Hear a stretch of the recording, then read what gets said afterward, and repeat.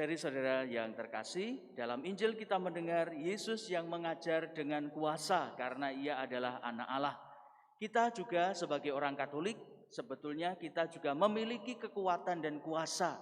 Karena dalam pembaptisan kita juga adalah anak-anak Allah. Saya dan Anda, kula kalian panjenengan menika putra putri dalam Gusti Allah piyambak. Kita adalah anak-anak Allah.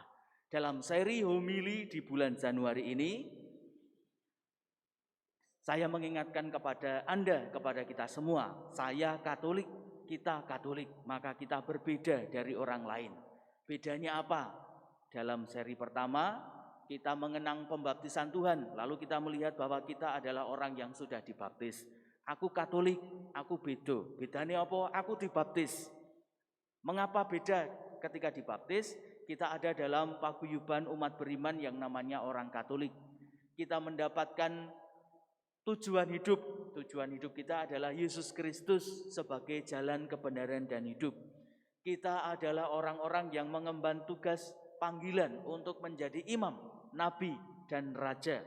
Kita adalah orang-orang yang mendapatkan jaminan keselamatan sejauh kita juga dengan setia dan tekun menjalaninya. Kita dibaptis. Aku Katolik, aku bedane liyane meneh apa? Kita berpusat pada Kristus dan hidup dalam paguyuban gereja. Kristus adalah sangkan paraning urip, asal dan tujuan hidup kita. Kita lahir, hidup, mati di dalam nama Tuhan kita Yesus Kristus. Urip lahir Katolik, menjalani kehidupan secara Katolik, mati secara Katolik. Dari siapa kita mengenal ajaran-ajaran dan siapa Kristus itu? Bersama dengan gereja. Kita Katolik, kita beda. Karena apa? Karena kita dipanggil oleh Kristus untuk hidup mengenal Kristus semakin mendalam, ikut ambil bagian di dalam karya-karya perutusannya untuk mewartakan kerajaan Allah. Maka sepanjang hidup kita adalah sebuah proses terus-menerus untuk necep sabda dalem, neges kersa dalem, dan ngemban dawuh-dawuh dalem. Memahami apa yang menjadi sabda-sabdanya, memahami apa yang menjadi kehendaknya, lalu melaksanakan apa yang menjadi panggilan hidup kita melalui karya-karya kita masing-masing, bakat kita masing-masing, talenta kita masing-masing, kemampuan-kemampuan kita masing-masing, dan apapun yang telah diberikan oleh Tuhan kepada kita untuk semakin menyempurnakan dan memperdalam kualitas kehidupan kita.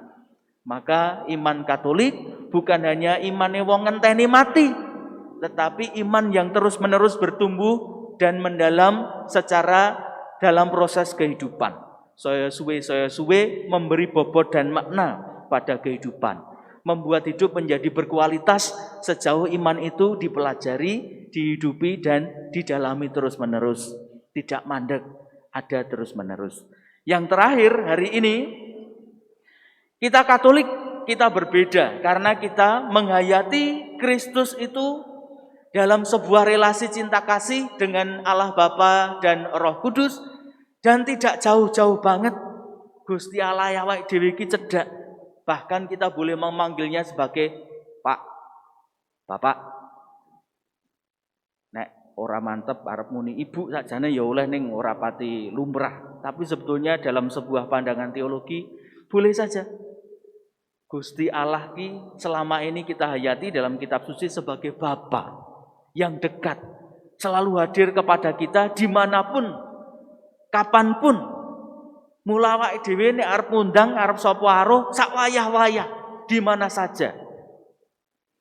Tidak tergantung pada saat, tidak tergantung pada waktu.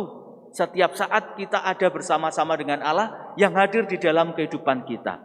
Ada orang kudus yang mengatakan, Tuhan itu hanya sejauh kita menjangkau hati kita masing-masing. Karena apa? Karena kita biasa melihat keluar, lupa melihat ke dalam. Jadi Gusti Allah ki jane cedhak wong wis nang jerone awake dhewe ngene iki. Tetapi justru itu yang membuat kita seringkali tidak bisa merasakannya karena dalam kelembutan suara hati kita masing-masing. Tuhan Allah itu kita hayati sebagai Allah Bapa, maka kita menjadi anak-anaknya. Maka kalau kita ingin menjadi semakin berkualitas dan bermakna, kita semakin mempelajari bagaimana menjadi anak yang baik bagi Bapak kita yang sudah sedemikian baik kepada kita. Kita boleh melihat relasi-relasi kita masing-masing di dalam kehidupan kita, bagaimana kita menjadi anak yang baik dengan Bapak yang begitu baik, opo-opo wis diparingi.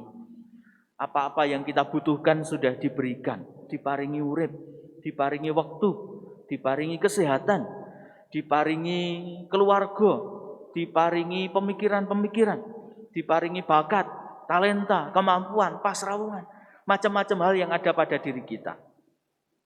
Karena Allah itu dekat, maka sebetulnya kita memiliki kebebasan. Dalam Injil ini tadi, Yesus mengatakan kepada kita bahwa kita ini punya kuasa karena iman kita. Kalau mau semakin bebas, yo saya cedhak karo Gusti. Nek cah nom-nom do mlumpuk-mlumpuk ngono kae, omong-omongan, terus ana sing omong eyel-eyelan, terus ending yo wis kono sak karepmu, sak bebas-bebasmu, guys. Mergo wong edan ki bebas. Gojekane ngono kuwi. Ning kanggone wong Katolik, sakjane wong edan ki saya ora bebas. Wong bebas ki ora mung mergo le iso sak karepe dhewe. Orang menemukan kebebasannya justru ketika menjadi semakin dekat kepada Allah. Karena semakin tahu apa yang menjadi kehendak Allah untuk terjadi di dalam dunia ini. Semakin tahu mana yang terbaik untuk dilakukan pada diri kita masing-masing. Semakin tahu apa yang menjadi kehendak Allah juga untuk orang lain yang ada di sekitar kita. Dan kita mengambil bagian di dalamnya. Semakin dekat kepada Allah, semakin kita bebas. Karena semakin kita terbiasa untuk juga berpikir sebagaimana Allah berpikir, bertindak sebagaimana Allah bertindak, serawung sebagaimana Allah serawung, mencintai dan mengasihi sebagaimana Allah juga telah mengasihi kita. Ora ming wong mergo kepeksa-kepeksa, ora ming wong mergo manut-manut ning jebul ora mudeng, tetapi sungguh-sungguh memahami ini yang dikehendaki Allah, yang terbaik. Yang paling baik bukan hanya untuk diri saya sendiri, tetapi juga untuk kebaikan bersama. Justru dalam kebebasan kita akan menemukannya ketika kita menjadi semakin dekat kepada Allah. Bukan berarti kalau kita harus selalu mengarahkan diri kepada Allah sebagai orang Katolik, lalu kita meniadakan atau menghapus sama sekali keinginan-keinginan kita. Wong nyatane sebagai menungso awake dhewe ya duwe kepinginan-kepinginan. Kita punya nafsu-nafsu, kita punya passion. Boleh. Tetapi sejauh itu mengarahkan kita untuk menjadi semakin dekat kepada Allah. Justru dengan kemanusiaan kita merasakan apa yang terbaik dan yang paling dibutuhkan untuk menjadi semakin manusiawi. Nek ora malah aneh. Ana menungso kok kelangan kamanungsane. Ana menungso kok ora seneng serawung. Karena jati dirinya manusia ki makhluk sosial, mula kudu serawung. Ana menungso kok ana wong liya liwat meneng wae. Ora ngerurui. Aneh. Karena apa? Karena jati dirinya manusia itu selalu ada bersama-sama dengan yang lain. Ada manusia kok tidak mau belajar. Aneh. Karena jati dirinya manusia itu makhluk yang pembelajar. Ada manusia kok percaya karo awake dhewe. Aneh, karena jati dirinya manusia itu memang selalu bertumbuh dan berkembang dengan aneka macam situasi-situasi yang ada. Belajar terus-menerus. Justru dengan apa yang ada pada diri kita juga lalu semakin bertumbuh. Nah, karena kita tahu bahwa kita adalah anak Allah, lalu kita belajar bagaimana empan papan, empan wayah, empan waktu. Kita belajar. Apa to sing dibutuhke saiki? Oh, dalam kondisi pandemi seperti ini, mungkin Tuhan ingin supaya saya belajar lebih, diberi waktu lebih untuk punya we time dengan keluarga. Arep metu-metu isih bahaya. Mula aku golek piye carane ya ngomah iki ora mboseni, tetapi semakin menyenangkan, membahagiakan, menggembirakan, menggali apa-apa yang kemarin-kemarin terlewatkan. Mungkin dengan masa pandemi seperti ini, sekarang saya sedang diajak, diberi waktu untuk menjadi lebih dewasa dan lebih bijaksana. Aku duwe karep, duwe pepinginan, punya keyakinan. Nek kita omongke, bener apa ora? Meskipun itu benar, bener apa ora? Pada tempatnya atau tidak? Meskipun itu benar dan pada tempatnya, kira-kira sing tak jak omongke mudeng apa ora? Ora mung apa-apa domongke nang grup terus marai kisruh, tapi tahu iki grupe sapa wae to iki? Oh, grup lingkungan. Oh, iki grup apa to iki? Oh, grup wong pit-pitan. Dadi nek nang grup wong pit-pitan aku ora omong soal cupang. Nek iki nang nggon grup gawean, aku ora share apa-apa sing rohani renungan Katolik. Wong iki wong beda-beda. Lalu kita tahu dan belajar mengenai soal-soal seperti itu. Justru dari keinginan-keinginan kita belajar bahwa aku ki duwe pepinginan ning aku ora ming aku dewi. Kita adalah anak-anak Allah. Dari aneka macam keinginan, harapan kita belajar. Lalu bagaimana kita tahu piye carane ben iso empan papan, empan waktu, empan wayah seperti itu? Nah, ada sekolahnya dalam tradisi Katolik. Ada yang namanya suara hati nurani. Di dalam batin ini, di mana Tuhan itu berbicara kepada kita. Awake dhewe omong-omongan, ayo sembayang. Gusti, nek kula niku njajal usaha dodolan pripun nggih. Lalu dilimbang-limbang bersama.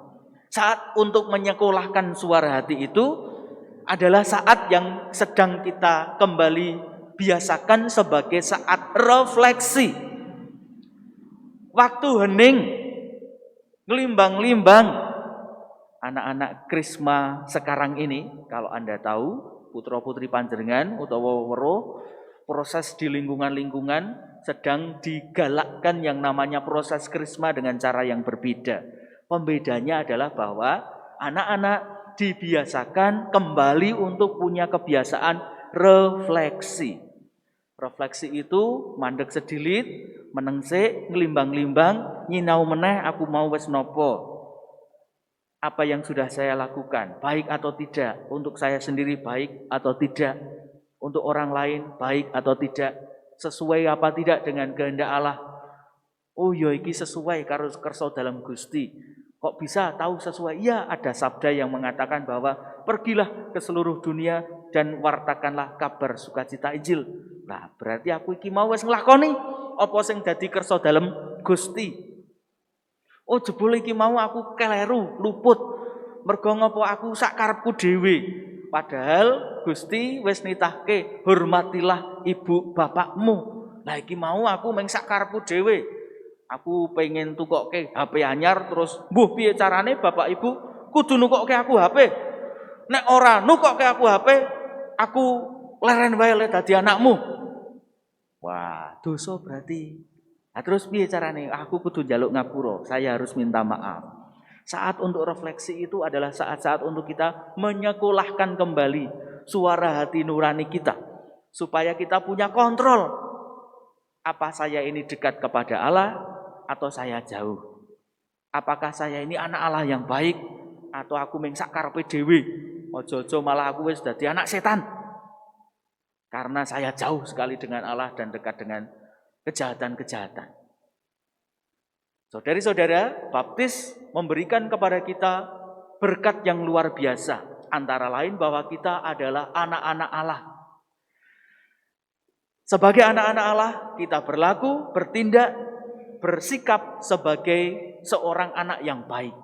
Bagaimana caranya membiasakan itu? Dengan paguyuban gereja kita. Dengan membiasakan nilai-nilai kita. Dengan membiasakan mengolah suara hati nurani kita masing-masing. Maka marilah dengan saat-saat yang telah diberikan kepada kita dengan sungguh-sungguh mensyukurinya, memanfaatkannya sebagai saat-saat penuh rahmat, di mana Allah setiap kali menyapa kita. Karena kita punya kekuasaan, kita punya daya untuk memilih yang terbaik supaya kita makin dekat kepada Allah, makin dekat kepada sesama, makin mendalam di dalam kehidupan menggereja kita, makin mampu mencintai apa yang telah diberikan oleh Tuhan Allah kepada kita. Itulah yang membedakan kita sebagai orang Katolik. Kita bersyukur atas rahmat iman kita sebagai orang Katolik, dan kita terus-menerus membawanya dalam rasa syukur kita, hidup kita setiap hari. Kemuliaan kepada Allah Bapa, Putra, dan Roh Kudus, seperti pada kita bangkit berdiri mengungkapkan kembali iman kita kepada Allah. Aku percaya